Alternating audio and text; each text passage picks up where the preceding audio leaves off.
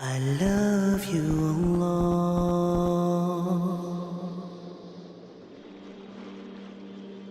Allah. So in all likelihood, it does appear that this will continue till Ramadan. Just being realistic, I hope to be proven wrong, and I pray that inshallah tomorrow everything is lifted up, but we also tie our camel. And the way things are progressing, I think it is almost inevitable, if things continue in their natural course, that 5 weeks from now we will still be pretty much under a type of lockdown that will not allow mass congregations of 1,000, 2,000 people in our masajid, nor would it be wise to do so unless something changes dramatically. If that is the case, then we need to find an alternative mechanism to keep our iman strong. Now, I will be the first to say, as somebody who's, for the last 40 plus years of my life, Ramadan has always been associated with community and masjid. There is no Ramadan of my life except that it is associated with the masajid and taraweeh and community. And to be brutally honest, at least 20 of those years of my life, alhamdulillah, the Ramadans have even been associated with Mecca and Medina, and not just anywhere, but actually Mecca and Medina.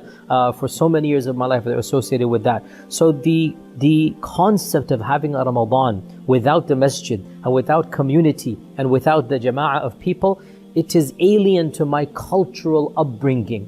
That having been said, we have to be brave enough to acknowledge the Sahaba did not have Ramadan the ways we have Ramadan. There was no Taraweeh prayer in the time of the Prophet ﷺ. There were no community iftars that we are accustomed to. They would eat at home individually. They didn't have enough surplus food to have massive feasts. So in some ways, perhaps we will have to rediscover the spirit of Ramadan as it really used to be.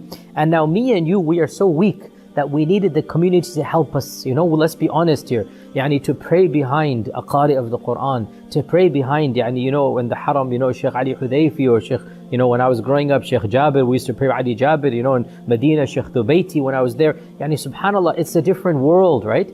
And it's just, it takes you places that I don't think I could go alone at home. So we go to the masjid and we're lifted with the community.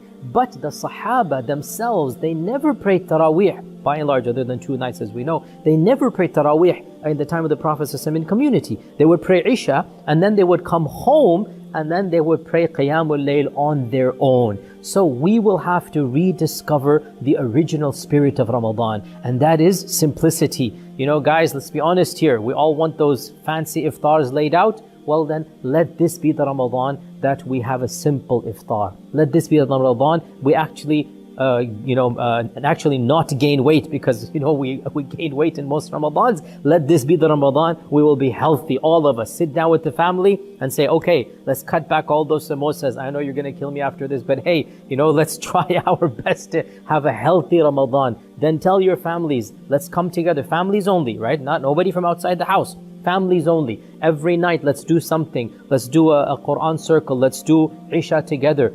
Maybe Taraweeh together, or Taraweeh separately. But we encourage one another in the households to be able to rediscover the spirit of Ramadan. And again, to be technical, Taraweeh prayer is actually Tahajjud prayer. And the best time to do it is not right after Isha. The best time to do it is actually the last third of the night, which is before Fajr. And if Allah wills that we are not going to work and we're working from home at that point in time, and if Allah wills that we're able to transfer a little bit of timings here and there, perhaps some of us can try to revive that spirit of Ramadan, where we are praying Taraweeh as actual proper Tahajjud and Qiyamul Layl, where we wake up at 3 a.m. and we do Qiyamul Layl and Tahajjud at that time, and then we have an iftar, and then we have to go to work, and then we come back early, meaning work is going to be in our own houses maybe even, then come back early and sleep, and then sleep in the afternoon, as was the sunnah of the Prophet ﷺ. So in every single